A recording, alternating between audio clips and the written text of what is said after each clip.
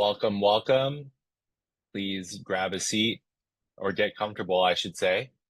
We're still waiting on more people to join, so feel free to gather up anything that you might need, a notepad, a digital document up, things like that. We will get started in a couple of minutes. So if you would like to share a link to your colleague or a coworker that is interested in AI agents, primarily for SEO, please share the episode with them. Tell them to join the Zoom chat.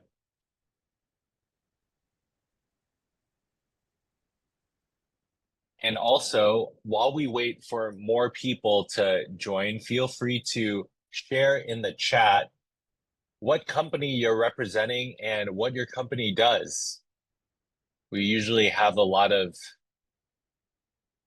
old connections coming in from previous webinars, but we also have some new friends joining in as well. So always looking forward to seeing where and who might be in the room.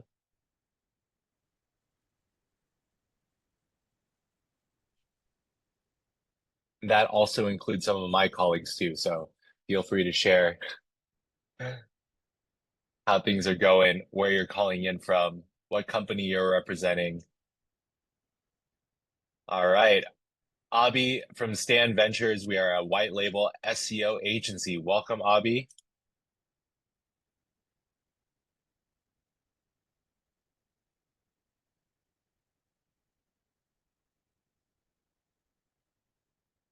All right, we have a note taker. That's pretty par for the course, I would say. AI note takers in the house. Raksha from Workflow Labs, SaaS company based in India. Love it. Welcome, welcome. All right, just a heads up, we will be starting in about 30 seconds. We have our participant room growing, so happy to see this place filling up.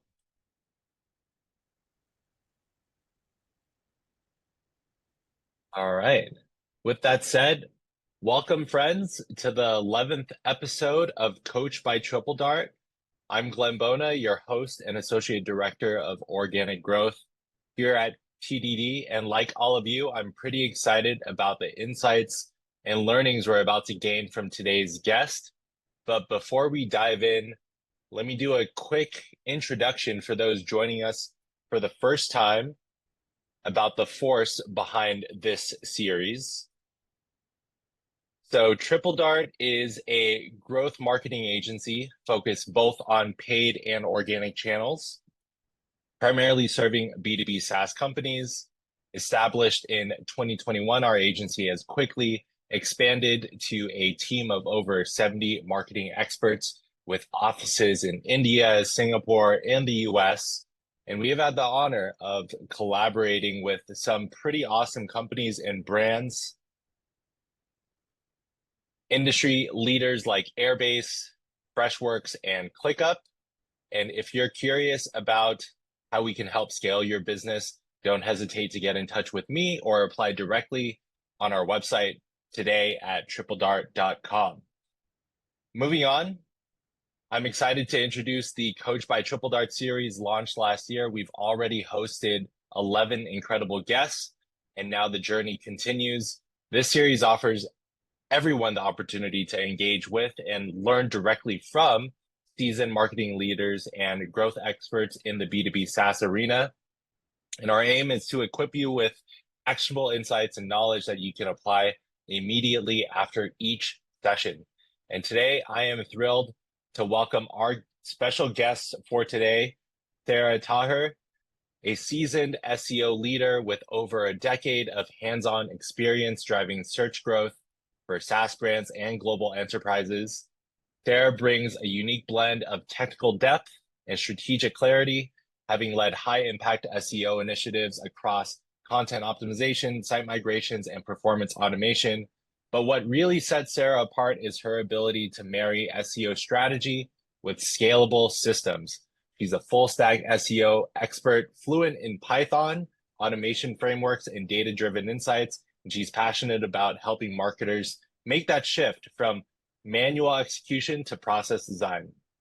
Her work has been featured in leading industry publications, and she's known for translating complex SEO concepts into actionable, results-oriented workflows. And today we're jumping into AI agents for SEO. So I hope you have your notepad or a digital document out to capture all of this wisdom. Without further ado, Sara, welcome to Coach by TripleDart. Hey, Glenn, thank you so much for this amazing intro. I'm humbled. Thank you, everyone, for being here today. I'll share my slides. Can you see my slides? Yes, we can. And you see me, right? So I just... Yes, we can see you as well. Okay, let's get started. So, Glenn did introduce me, so I'm not gonna talk here a lot. I just wanted to add that I also have a newsletter, Sara-Taher.com. Please check it out and sign up if you find it interesting. I'm also, as Glenn Gab, I work with Python, and I have a Python for SEO course, which you do not need to know or have any prior Python knowledge. Other than that, I'm based in Canada. I'm Egyptian originally, and yeah, all good. Okay, so why are we talking about this topic today, and why is it important, right? I wanted to start off by some motivation, because you're learning something new, and it's important to begin with the end in mind and understand the value you can get out of this, okay? So AI is here, and it's changing the way we work. And businesses obviously want three things. They want to perform tasks cheaper, faster, and a better way. And when I say better, if there's any area that we can minimize human mistake, like when you're copying and pasting between documents and switching, and you make an error mistake here or an error here. So AI is about efficiency, right? For businesses, and obviously that's why businesses want to adopt AI. And since we're at this slide, I want to highlight that it's important to use AI when you find it's efficient, and not use AI just because you want to use AI, right? Okay, so this is the direction businesses are heading towards because it's valuable to them. Okay, so does that mean when we say faster, cheaper, efficient, is AI just going to replace us? Well, here's the thing. There's a change in the skill set that's going to be needed, right? And you need to adapt. So AI, yes, AI can potentially replace 800 million jobs by 2030. That's almost 1 billion people on the planet. And then you also have 75% of companies said they're looking to adapt to AI within the next 5 years, right? That was in 2023. So a lot of companies want to adapt AI. A lot of people feel they may lose their jobs. Okay, but here's the bright side.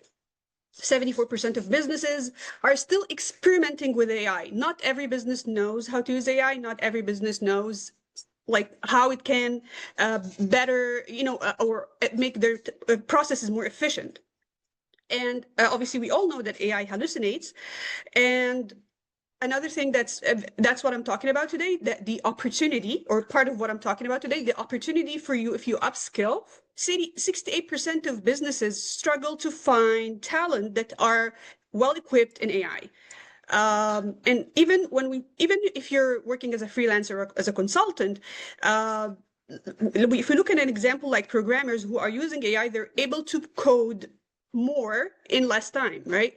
So even for me as a freelancer, for example, I do take on clients on the side. One of the things I've been really processes that I've been really wanting to automate, and if it's repeatable, it's automatable, and it's going to save me time, is a content update, right? And we're going to touch on this today. That's actually the simple template I'm going to share with you today.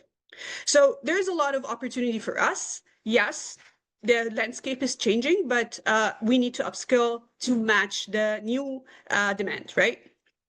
Okay, so if we look at AI tools, are we losing our job? It depends, right? If we look at AI tools as we're competing against AI tools, that's definitely not the right mindset. So for example, if you're a copywriter, and let's say, obviously, average copywriter may charge actually up to 1K or that sort of thing per article, but just for simplicity, let's say the cheaper you can go is for 4 hours of work, you would charge $100. So an article that would take you 4 hours, you'd charge $100.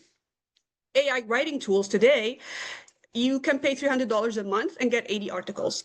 You can't compete against that, right? But that's what we're not doing. You're not against the tools, you're going to use the tools. So you can use those tools to make your work more efficient, right? So what I'm trying to say, the mindset is important. You can use content writing tools. You can use AI in any context. You're not up against it. You are integrating it into your workflows. So you can go faster, you can be more efficient, more accurate, and all that sort of thing. But that also means that the basic things you do, these are the things that can be automated. So the bar is getting higher. So if you're writing content, the quality of content needs to be higher, because if something can be 100% done with AI, yeah, no need to hire you, right? And that's not just for content, it's for every area. So if you are right now, for example, exporting a report from Ahrefs and saying this is a tech audit, yeah, that's these days are over. This is not a tech audit. You need to advance your skills, right? So you need to go wide, add more skills, and specialize. Okay, and this thinking applies to any field. Okay, so just for you to know, the vision in the past, Steve Jobs from Apple said by 1986, we're going to ship more computers than automobiles, cars in this country. Can you imagine there was a time where people didn't think this was going to be the norm? Right now on this planet, I'm sure there are more computers than automobiles, and this is the direction that AI is going to be. It's going to be the equivalent of having a computer. If you have a computer today, in the future, you'll need to learn to know how to use AI. Okay, just for you to know if there's any skepticality about this, I know there's a lot of people and a lot of voices that say, hey, a lot of companies are using AI because just they want to say. That's true. A lot of businesses, a lot of people, that is true. However, that does not mean that this is like we cannot benefit from this, right? There's still value. Yes, it's a lot. There's a lot of noise, but you can find the value. And I want to give you this really cool example. This is actually a job posting, not hiring a person, but hiring an AI agent. So imagine a future where you create an AI agent that does a specific task, and then you can outsource it or put it out for hire instead of you. Can you imagine that? And obviously this agent is built on your own experience and all your own knowledge. And so that's a direction that can happen. So definitely upskilling yourself in using AI, building agents and workflows. This is definitely the future. It's now already, but it's going to be even more. I've seen actually job postings recently, people sharing it on LinkedIn. Every time I see someone sharing, I always try to comment to make it visible give it more visibility in my network. And I've noticed some vacancies that include freelance projects automate our SEO workflows, for example. So it's becoming more and more, it's going to be a requirement. People want to have, as I said, businesses want faster, cheaper, and more efficient, and you need to upskill to get there. Okay. So I think we have good motivation. So how can you use AI as your assistant? So the first thing, before trying to use AI, and don't jump to the tools directly, you need to have a use case. You need to have something specific that you think, okay, this can be automated and save my time and produce a very good output. So anything that's repeatable, if you can draw it like a workflow, as in this example, for example, if that's an example of how you can analyze SERP titles, okay, and suggest new ones. So the process for me, I get the SERP titles, I get all the SERP titles for the keyword and the keyword, right? And then I scrape the top 100 results for this keyword. So let's give an example. Python for SEO. Okay, so then that's the keyword. I scrape the top 100 results, and I get the titles, find the most common words, do all sort of analysis there that can be totally automated, and then based off this analysis, I suggest a new title, right? So the analysis can include NLP and entities and all sort of things, right? This is a simple workflow that can be automated. So it's on you to sit down and see what is the task that you have a clear way of doing. Obviously, there's always exceptions, but we're looking for tasks that mainly are the same thing, like this one. If you don't know, if you don't have a specific use case, which is where you should start, you can definitely brainstorm with LLMs, right? Go to ChatGPT or Claude or whatever, and brainstorm. Hey, I do SEO, I do content SEO, or I'm doing technical SEO. What sort of things people can automate? Okay. And there's another way to come up with ideas to automate your own processes. And here's the thing, if I automate something and you automate the same thing, our processes can be different, our outputs can be different. And that's a pretty cool thing. So at the end, I'm going to show you like a place to get inspiration of people who actually created SEO workflows. And maybe you say, oh, I want to create this my way, right? Because again, as I said, your way is what is based on your experiences and your knowledge and how you approach things. Okay, so you have your workflow, you have a use case. I want to walk you through the different ways you can create an AI agent. So just for you to know, guys, there is some debate between automated workflow that uses AI and what is an AI agent. So an AI agent in a perfect world is a fully autonomous software. Think of it like that. You tell it, here is what I want, and it can just go and do things itself.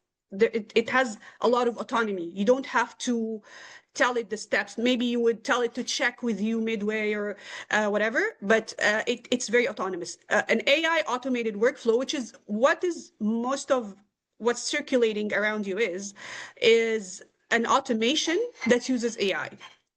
Okay, so, and a lot of people describe that as agents as well. So I don't think we really need an autonomous AI agent, unless, I mean, it's the use case. Like, you need to think about the use case. Why do you want it autonomous? Is it a creative task, or is it a task not creative, but it can differ from one situation to another? Like, there's a lot of discrepancies, for example, so you want to give the agent a lot of freedom.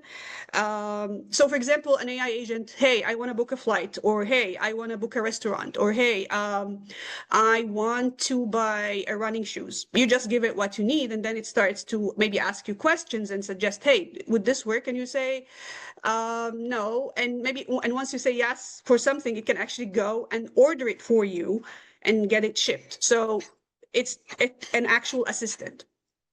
And an AI automation is a specific workflow similar to that, and it does use AI in the middle. And I'll show you how. So it's just important to have this distinction, and a lot of ways you can use AI for your workflow. So you can create custom GPTs.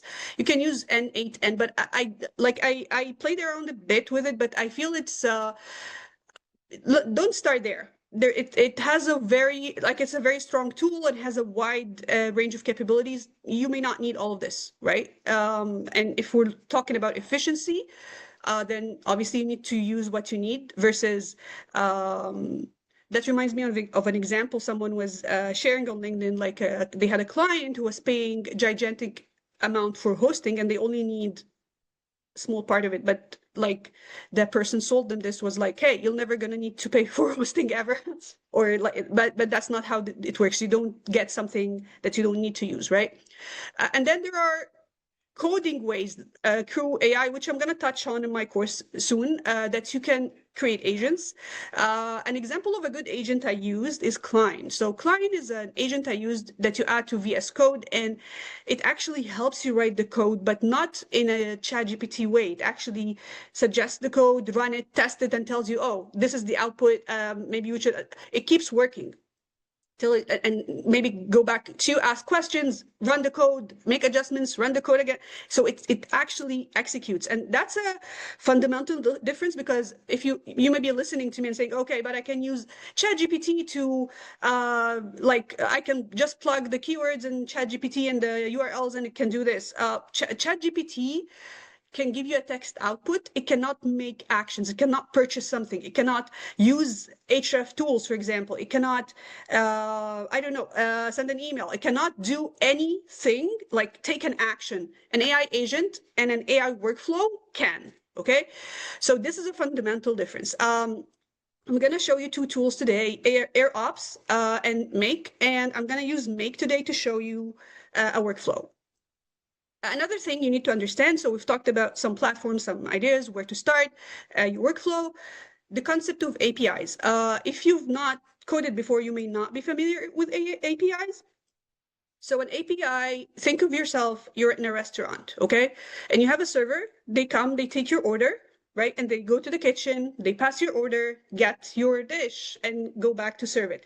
That's an API. So when we talk about Google Search Console API, it's a server that you give data request. Hey, I want this data from Search Console, and then the API goes to the kitchen, gets you the data, and gives it back. YouTube API, for example. Hey, I want to pull all the videos on this channel. I want a list of all the videos on this specific channel. So you give it give the API the channel name, for example, or ID, and then the server goes, gets the list, and comes back and serve it to you.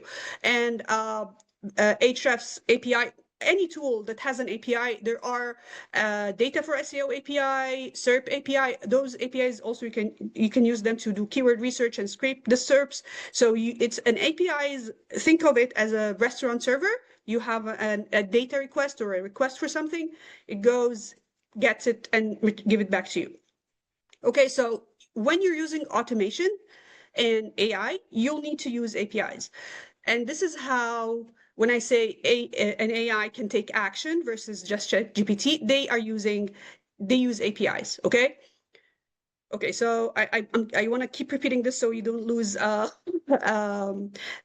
we're at. So we have a use case, we have an understanding of different tools at a high level, of course, and then we know what an API is, which is something we're going to need to use in our workflow. Now, the thing you need to know as well, it's a learning curve. It's not prompting. It's not the same as this. And people think, hey, we can wing prompting. Actually, you need to learn prompting. But hey, what I'm trying to say, it's not that easy. It's not straightforward. It's going to take you some time. So this is an example here from Jonathan. Jonathan does a lot of great automations and use of AI on, and he shares them all the time on LinkedIn. Give him a follow. He here shares that it took him 20 hours to create an automation. So if you're thinking, okay, why would I spend 20 hours in creating an automation? Because this is going to save you time for a very long time. So if I create an automation that takes that does my content update process, this is saving me hours. Yes, for one time I'm going to invest 5 hours or so in creating it. Not necessarily 20, it depends on what he was creating and the complexity, but it's going to save me tons of time. And another thing you need to know, you need to test it, you need to do quality assurance. We know AI hallucinates, there are always edge cases, so that's why it takes time, right?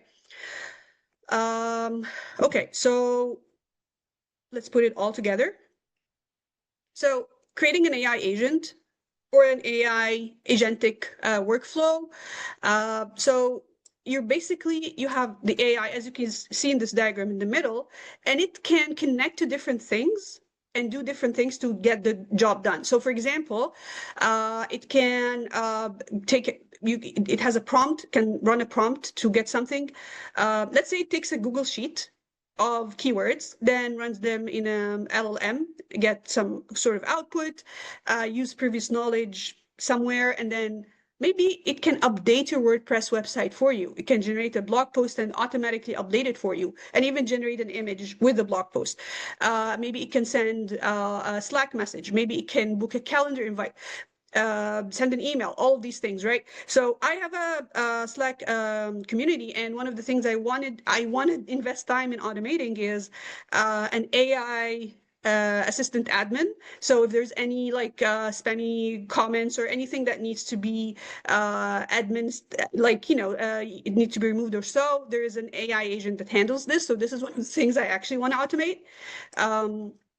Okay, so this gives you an overview of the difference of AI agents and LLMs and how an agentic AI workflow would work. It actually is capable of executing.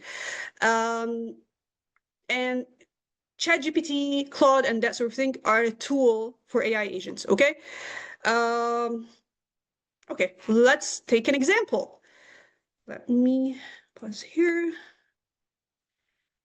Okay, can you see the spreadsheet? I personally can't. It's not loading. You can? No, not yet. Okay, I'm waiting for it to load. Let's refresh. Okay, can you see it now? Yes, we can. Yes. Okay. When I tested this, I tested it with Python for SEO, but I'm open to any keyword. If anyone wants to suggest any other keyword, I'm open to suggestions. So I want to like walk you through what happens in this example. John Mueller. Excuse me? John Mueller. John. Okay. Okay. Okay. Okay, so we have John Miller here. You can add as many keywords as you want, but this is just for simplicity. Now I'm going to take you to my make workflow. Can you see it? It's loading on my side. We can see it. Okay, perfect. Okay, so here is what, one second. What is this?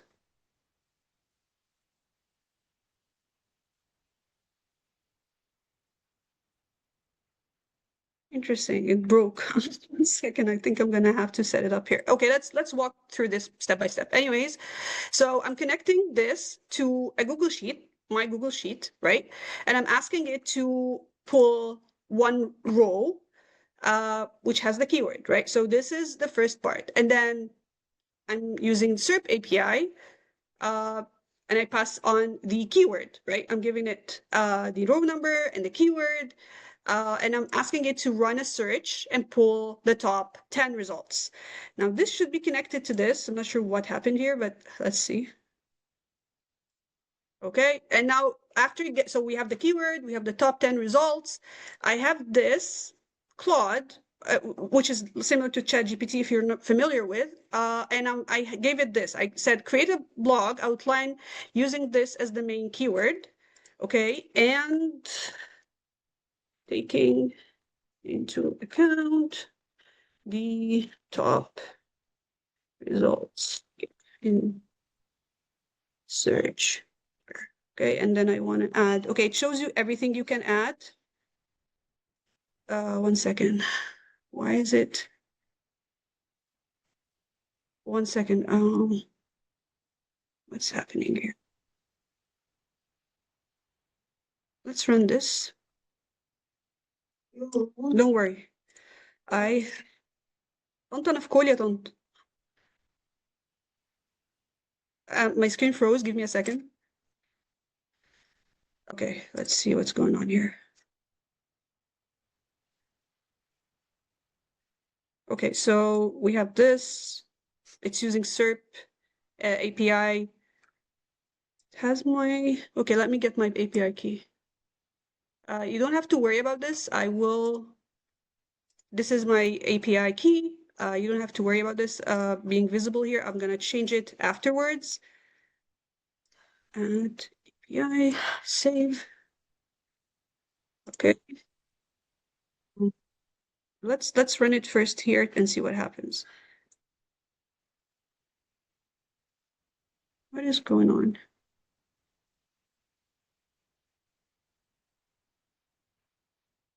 Doesn't like John Miller as a keyword or what?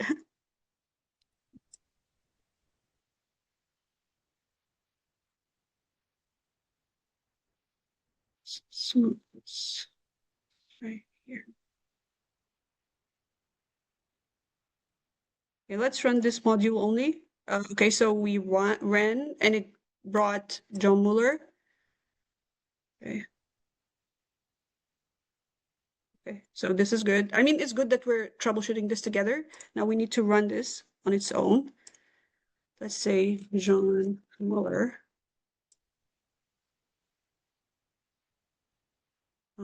I think there's a problem. Hey everyone, thank you for attending today's webinar. So I just want to walk you through a working workflow, right? Because we had issues in the workflow. So the first thing is the Google Sheet. So if you remember, we had this Google Sheet and you suggested the keyword John Mueller. So obviously you can have more, but then you'll need to make a small adjustment for the workflow. I'm trying to keep it simple. So anyway, so this is the Google Sheet module. So it's going to connect to this Google Sheet and pull the keyword in the cell A2, okay? And then the second thing, it's going to pass it to SERP API, which is going to run a Google search and pull the top 10 results. And then both are going to Claude with this prompt, create a blog outline for the keyword value, taking into account the top 10 results for this keyword, and then the organic results. So value is for the keyword, okay? And then after that, it's going to pass it to Google Docs module, which is going to create a Google Doc, and it's going to be value, which is the keyword blog outline, right? And I created a specific folder to have all those outlines, so it's easy for us to find, and I can show it to you, okay? So let's run this workflow. So this is done. We're done. This is done as well. This is done. And this is done. Let's look here what happened first. So, okay, this is the input, cell A2, and then the output is John Mueller, right? And then the next thing here, this is the input, John Mueller. We want the top 10 results. We're searching for Google US. We're just going to look at the first page. And these are all things that are output. And one of them is the organic results. And these are the top results. And then both are going to Anthropic Claude. And as you can see here, some things like some setup, okay? And then you have a prompt with, where's the output? 1 second. Yes. Okay, yeah, the content, the output, it's text. And this is our outline. We're going to show it to you in the document. And then we're sending this to Google Doc, which is going to output into a document, okay? So let's go here. So this is just created right now. Let's double click on this. And then based on the search results, here's the blog outline for John Mueller. John Mueller, multifaceted professional career, and then a lot of things. Okay, let's try another keyword. Let's say Python or SEO course. Okay. I just want to make a small adjustment here. I want some space. Because if you look here, there was no space in the title. It's okay. I mean, we can do, but I want to make this automation really good. Okay, so let's run this time again. Okay, so this is done. This is done. Now it's here in Anthropic, as you can see, it's like loading.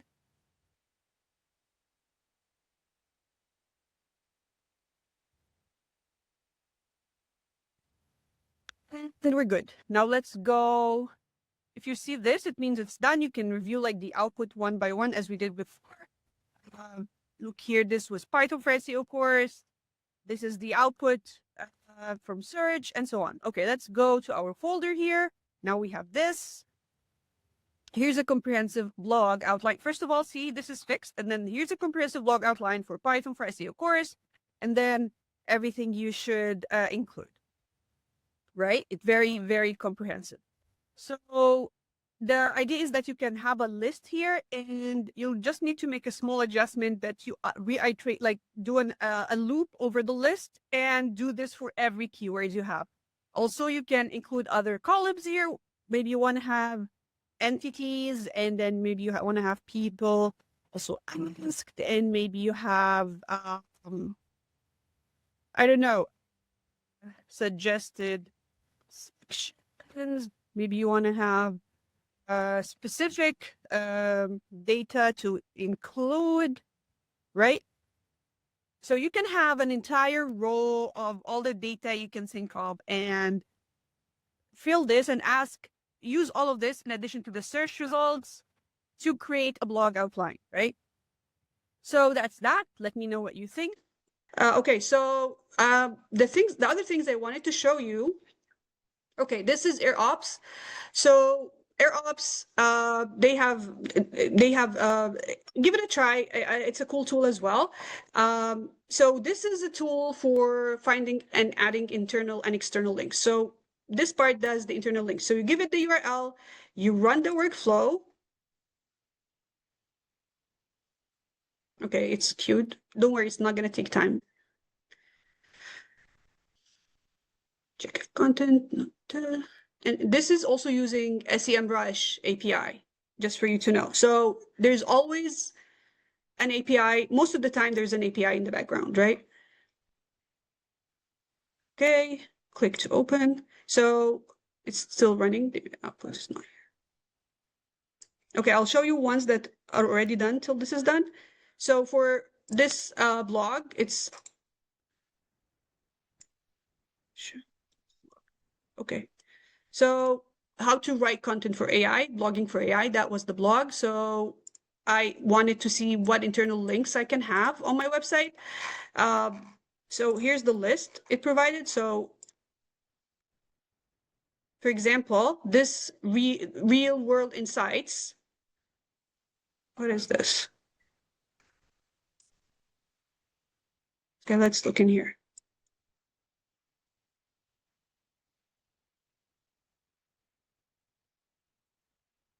Okay, yes, here. So another blog, SEO ROI of a blog. Okay, this is a text in the page, and then, hey, this is a recommended internal link based on like another link I have on my website, right? Another item, top of funnel searches, again, URLs, another URL on my website that I can link to on that blog, and so on, right? Let's pause here. Where do I want to take you?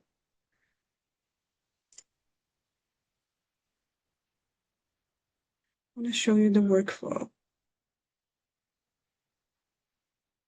Okay, let's.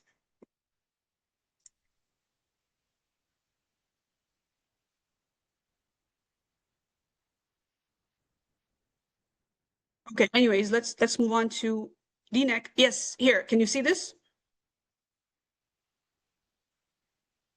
This is like a Yes, we can diagram see here. that. Okay, perfect. So this is actually the workflow, but they built it for us. So the good thing is you can actually try just adjusting this, right? Or you can just use it. It looks complex because there's a lot of things going on. It does connect to, where is SEMrush? It does connect to SEMrush at some point. It uses a lot of things, as you can see. Yeah, here. Can you see that? Right? It does a lot of work. So it's the more like the internal linking, it can sound simple, but you are analyzing the text on the page and then analyzing the URLs on your website and trying to find meaningful way of connecting both, right? Okay, so I want to also show you, yes, N8. And so if you're looking for something advanced or want to just play around, go to this URL, n8n.io/workflows/ you don't need to, like, if you just go here and write SEO, so you'll find tons of people who created workflows already, and you can get inspiration from that, right? Website content scraper and SEO keyword extractor. So this allows you to scrape a content website. Wait, 1 second. This is distracting me a bit, and I really don't need distraction now. Anyway, so this workflow allows you to scrape website content, clean the HTML, extract structured information, do all of these things. So you may say, okay, I want to do this my way, like whatever your process is, or auto-generate SEO blog posts, right? here, this is interesting because they're using Perplexity. So they're using Perplexity for research, right? So maybe this is another module you can add here, Perplexity, search for this keyword and suggest resources or information to add. So this is a place where you can get a lot of ideas. And like what I recommend you do is you find your workflow and have a look at what other people have created on the AI workflow platforms. There's usually a library where you can browse existing ideas and, see, maybe get inspiration from their processes, maybe add your own and give it a try at Make. And yeah, that's the contents of my presentation today. I hope you find this useful at some point. But yeah, I'm open for questions right now. Cool. Thank you, Sarah. I don't know if I'm back visible, but yeah, thank you so much for the download. I appreciate how you warmed up the audience with the importance to adapt with AI. And it was also good to see how you were, going about troubleshooting a project. I personally don't have too much experience on make.com. I don't know if anybody else has either, but it was good to see how you went about things, because chances are we will probably encounter troubleshooting of projects on our own. So yeah, if you do, It's good to have get a a realistic. Yeah, go ahead. Sorry. no, go ahead. Yeah, please. I mean, it's good to have a realistic experience. In a way, I wanted to show you the end result. I did show you an end result, but I wanted to show you the entire thing working. But I mean, now you know what you're up against, at least. Yeah, definitely. Always save, Us versus guys. Always save. yeah, always save, always save. Cool. But yeah, I think we are all learning on the fly and dipping our toes in the water. And what you really showed was how we can all kind of just dive in, and then hopefully we can start creating our own army of agents and start exploring a little bit on the deeper end of AI. During your presentation, we received a couple of questions from our audience, so we'll take the next 10 minutes to jump into those. But to start our Q&A off, let's talk a little bit about SEO tasks. You mentioned, a couple like content optimization, content outlines, and things like that. What types of SEO tasks do you think AI agents are currently best suited for, and which ones still require human strategy or human oversight? Mainly because there's, discussions with people experimenting with agents and link building and content audits and even research. I was wondering for you, which you think out of all of the SEO tasks, AI agents are best suited for. Yeah, I mean, generally speaking, any task that's annoying, it's automation. I found a direct relation with annoying things somehow. You always need to QA it. Never take an output from an AI in any platform, and pass it to your client or send it for execution. There's always going to be a need for human review. I think I would like the biggest area, I would say content, because there's so much work to be done there. And there's so much redundant stuff. Honestly, like for me, if I want to, as I said, I want to create title tags.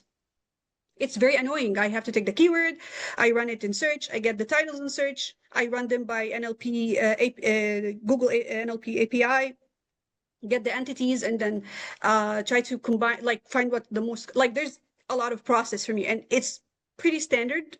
So I would have liked to see the output maybe of every stage and then the final output of the title tag, and then I just review it, right? So think of it, if you have a,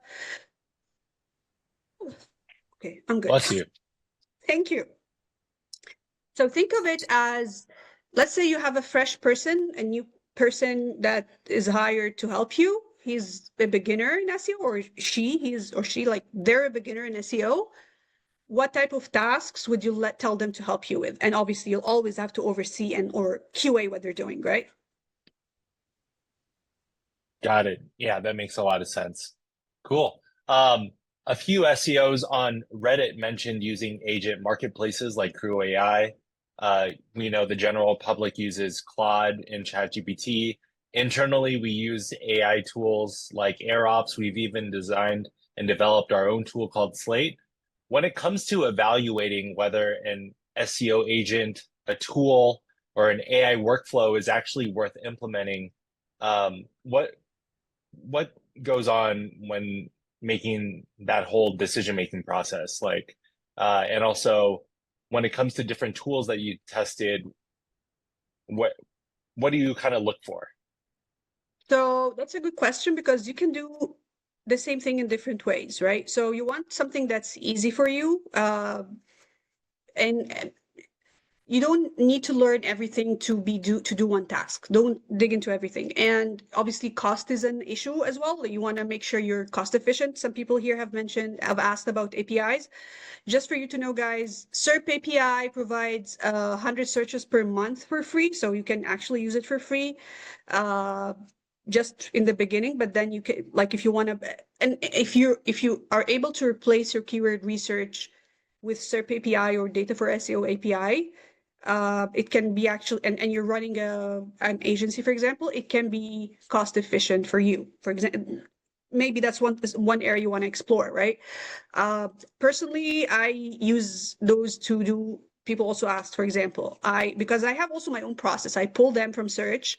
I decide what levels, how many levels I want to, how deep I want to go. I categorize them into one of the 8 different buckets out there. So if you have a process and you have enough usage or enough clients, it can be actually more cost effective to use an API. It can be, but you need to do the math.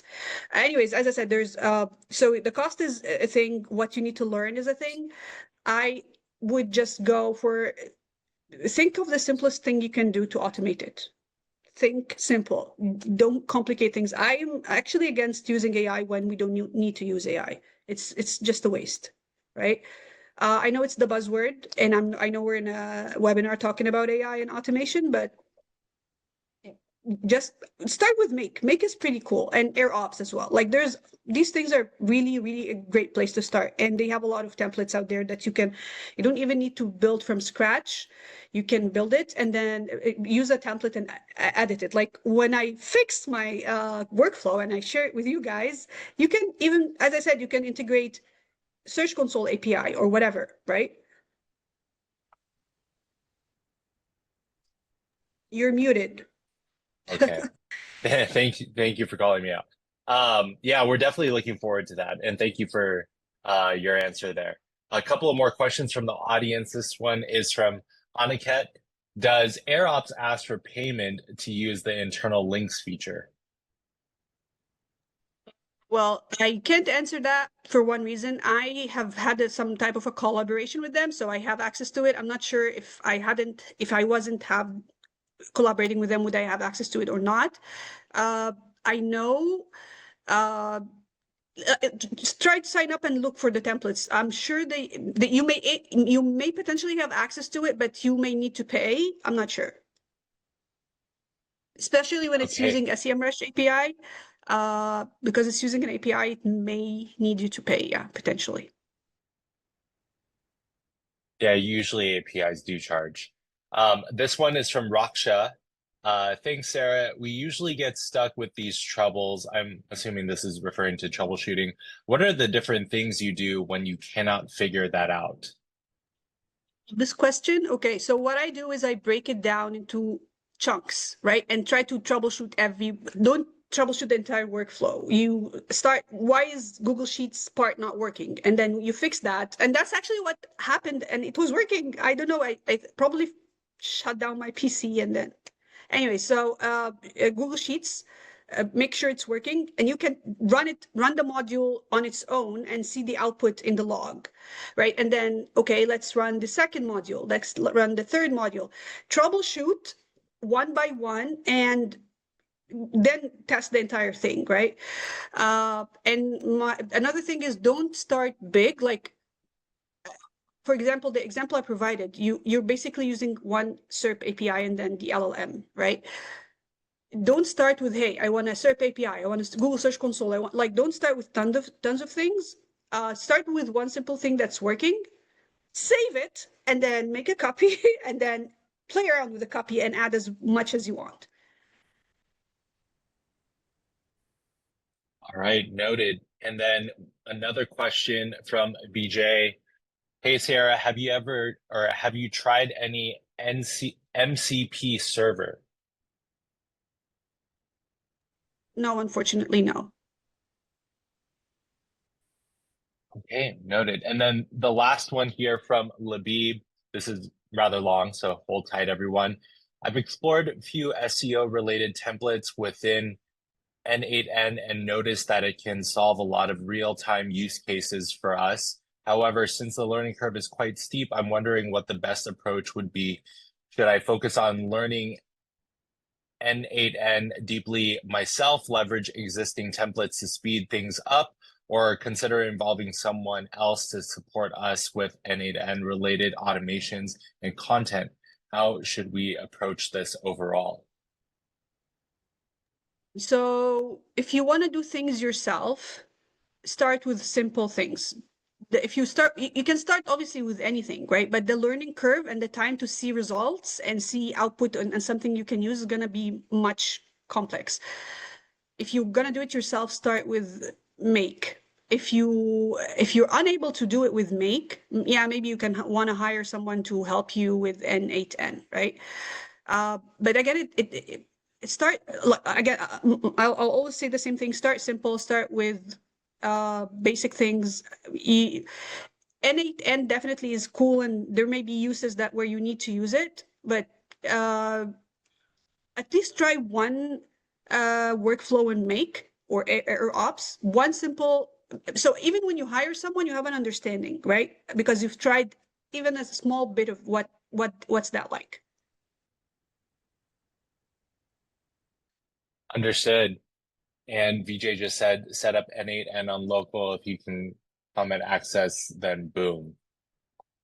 All right, awesome. Well, that pretty much wraps it up for questions. Amazing knowledge transfer, Sarah. You've covered so much ground in the last hour, and I believe we're all inspired to start. I believe that we're all inspired to start exploring more on Make and AirOps, and just keep things simple.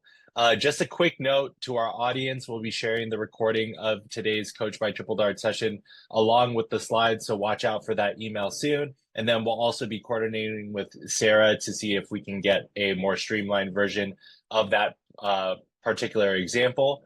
But before we close out, Sarah, for anyone looking to connect or follow up with questions about your presentation, where can they find you, connect with you, etc.? I'm active on LinkedIn. Easy to find there, talking all the time. You can also find me I'll share my newsletter. I also have a Slack community. Just DM me on LinkedIn. I'll share it with you. Where else? Yeah, I mean, I'll also share my email in the chat if someone has a specific question. And I'm gonna work on the video for the workflow. I'm gonna fix it. Don't worry, guys. Yeah, that's all. Awesome. Appreciated, Sarah. And yeah, we'll include those details in the recap email as well as the YouTube description once this session is posted. If you're curious about AI agents for SEO or exploring other strategic growth opportunities for your brand or your company, don't hesitate to reach out to Sarah. You can connect with her via her website or her email. You can also connect with us through the TripleDart website. We'd love to start a conversation with you. Sarah, thanks once again for today's session. I know our audience and team are eager to implement a little bit of what we've learned today from you, and we look forward to having you back again on Coach by TripleDart. And I'll make sure things work next time. But yeah, sure. Awesome. Well, thank you everyone in the chat for sticking around, and also thank you, Sarah. Thank you, TripleDart team, for helping host in the back end, and we will see you all in the next one. Take care, everybody. Bye-bye.